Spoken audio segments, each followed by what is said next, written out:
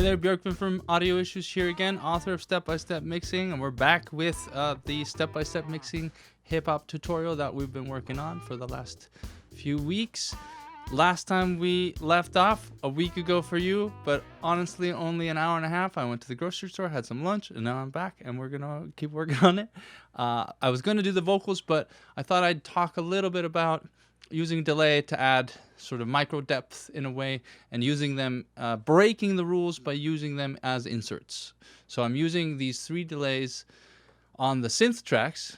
In the last video, we went through the synth tracks and we did some synths, we did some mixing on the backing track, the harmonic foundation. But now I'm gonna add a little bit of depth to the synths in general. So what we have here is, I'm just using the stock delay in Logic. You should be able to find any delay that you have, and in your DAW or a fancy delay if you want. But I'm really just using this to add a little bit of depth and a little bit of sort of 3D width sort of out. It's kind of hard to explain, but let's see here. On the you have the synth 1 here, and then the synth strings in the middle, and then the synth 2 on the right. And what we have, if you watch the previous video, we have this going on here. This is what it sounds like now without the delays.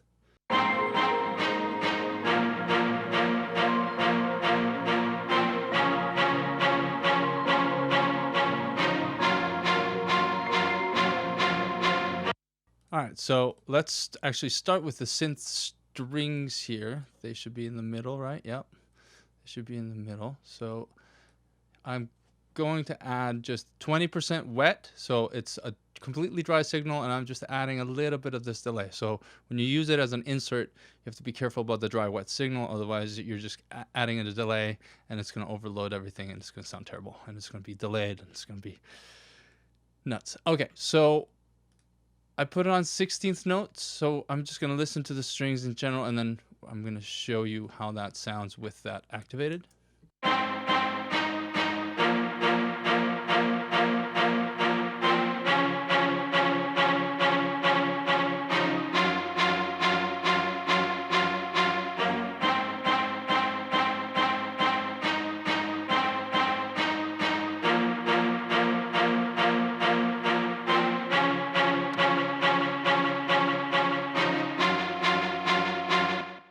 So you can hear when I change it to 8th notes, it kind of jumps too much, and that could be there's too much feedback.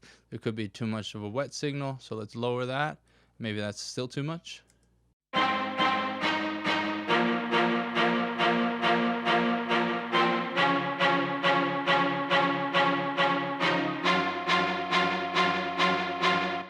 Yeah, I still don't like that 8th note. Let's see if a 16th note will just add that depth that we want.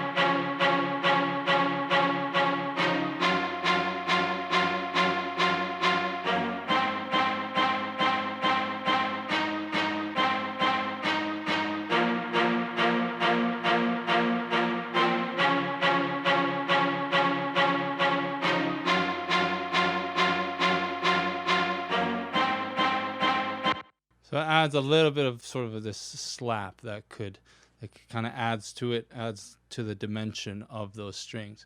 Well, we can also add to the other synth here on the left. It's slow pad in a way, kind of a bubbly underwater sound. So we're just gonna add a little bit to that just to add some stuff or add some depth.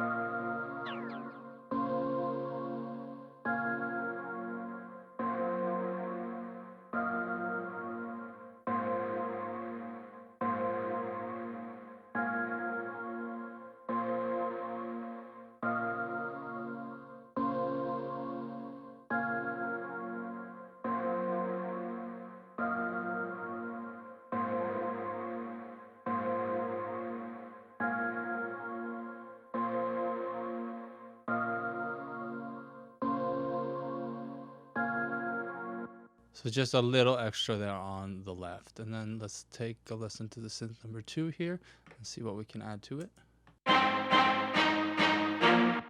It's the wrong synth. Here we go.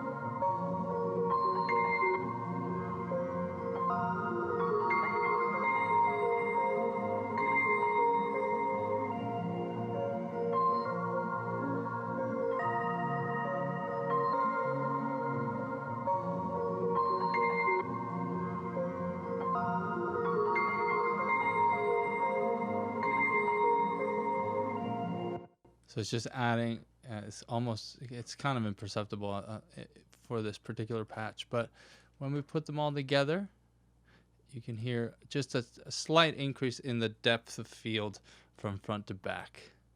So let's deactivate it.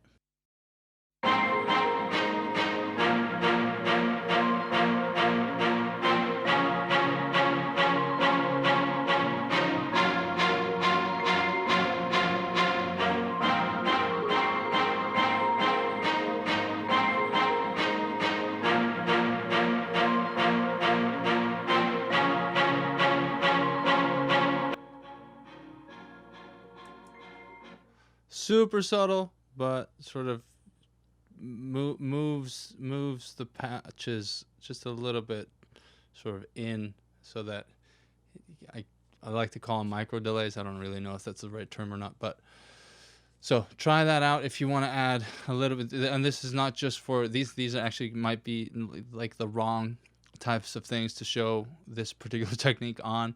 You can get a lot of really great results with sort of like electric guitars and like simpler instruments in general. So like they're playing lines and maybe pads just to add that extra dimension to the sound. So try that out. See if that works for you to create an additional layer of depth on your instrument tracks. All right, so let's put it in the context of the mix just to hear how far we've come along so far. I'll put that I'll start playing and then I'll add those delay depths in there.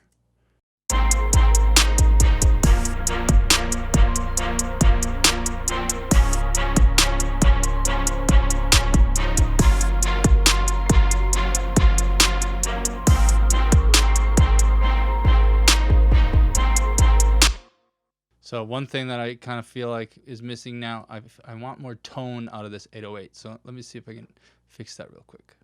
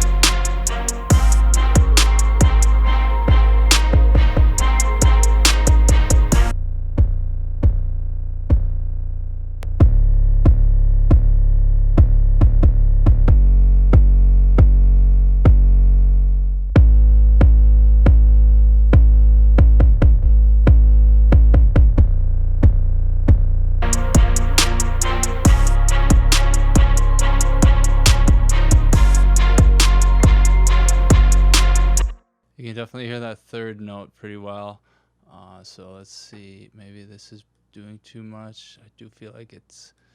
I'm just should try to get the tone from the parallel bass. Let's see.